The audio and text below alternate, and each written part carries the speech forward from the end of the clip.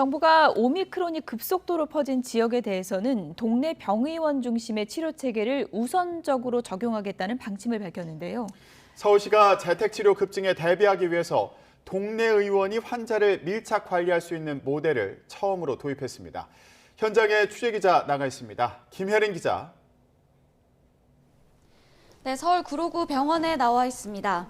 네, 그곳 병원에서 오늘부터 코로나19 재택치료 환자를 관리한다는 건데 현장 분위기 어떻습니까?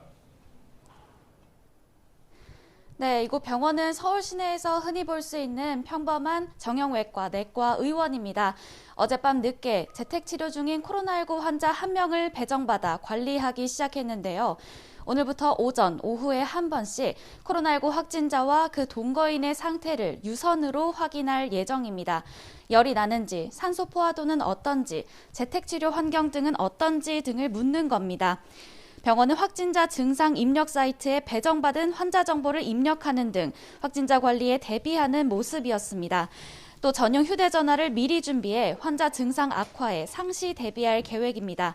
서울시는 오늘부터 이곳 병원과 같은 동네 의원이 재택 환자를 밀착 관리하는 서울형 의원급 재택치료를 시작했습니다. 구로구, 서초구 등 5개 자치구에서 시범 운행을 벌이는데요.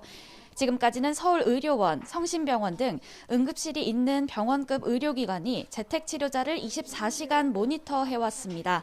동네 병원이라 불리는 의원급 병원은 코로나19 환자를 관리하는 데 앞서 야간엔 운영하지 않는다는 점이 걸림돌로 작용했는데요. 서울시는 병원이 돌아가면서 24시간 당직을 서거나 야간에는 재택치료지원센터가 환자 모니터링을 하는 2가지 모델을 방안으로 내놓았습니다. 이곳 병원은 밤 10시까지 확진자를 관리한 뒤 야간에는 재택치료지원센터가 환자 모니터링을 맡을 계획입니다.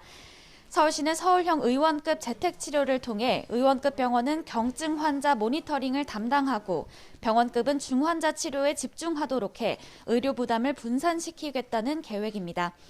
하루 평균 확진자가 7,000명에 달하면 방역체계 전환이 본격화하면서 동네 병원 등이 1차 대응 의료기관 역할을 하게 되는데요. 지역사회에선 인력이나 의료자원이 부족하다는 지적이 나오고 있습니다.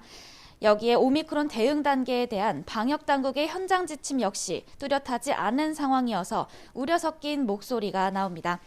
지금까지 서울 구로구 병원에서 YTN 김혜린입니다.